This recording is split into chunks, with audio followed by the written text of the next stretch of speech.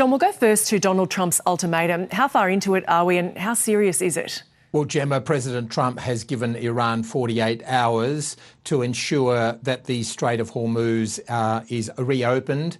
At the moment, Iran has effective control over that strait, through which 20% of the world's oil flows, as we know.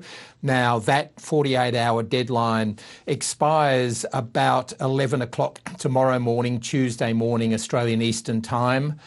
President Trump has said if the Iranians have not opened the Strait of Hormuz by then and allowed the free flow of tankers and other ships, then he will obliterate, to use his word, Iran's power facilities, its energy, electricity and power plants.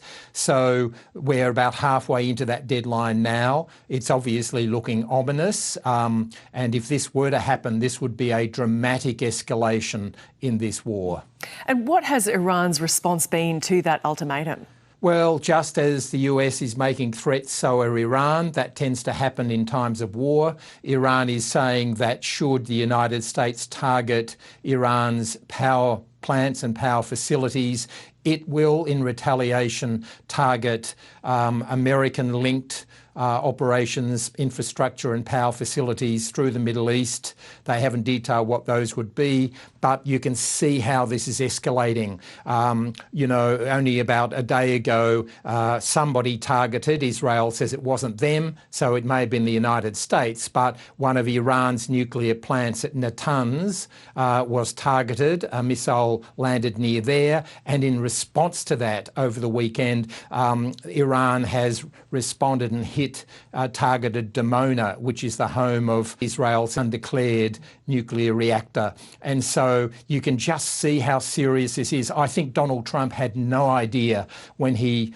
ordered this war that it could escalate out of control. It's now getting out of control. When Iran and Israel or whoever is shooting these missiles start targeting each other's nuclear reactors, the world knows it has a big problem.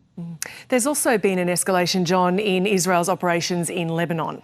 Well, that's right. Now, about 1 million people in Lebanon have been displaced. And so while much of the world has been focused on the Israel and American war against Iran and Iran's response through the Gulf, hitting various Gulf states who have American operations, the Israelis now are reported to be planning a major ground operation. Over the weekend, they bombed the major bridge connecting over the Litani River. That's the river in Lebanon, essentially that connects the south of the country to the rest of the country. They've bombed that bridge. Now they're starting to hit, obviously, infrastructure facilities in Lebanon, with about 1 million or so people now displaced. So there now is a looming humanitarian tragedy happening in Lebanon. And obviously many of those 1 million people, or most of them, are not combatants, are not Hezbollah fighters. And so you can see how, again, this war is escalating.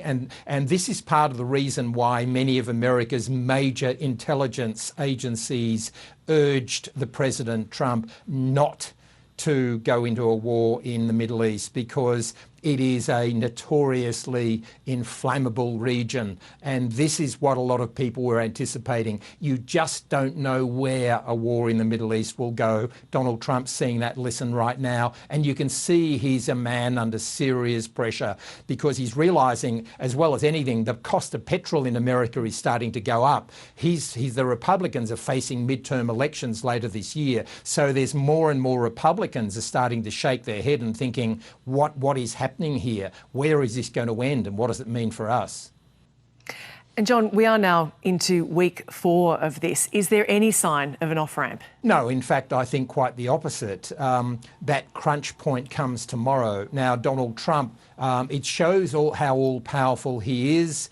We've seen reports now, people like Vice President Vance had serious concerns, reportedly, about this war, as had his own Chief of Staff, Susie Wiles.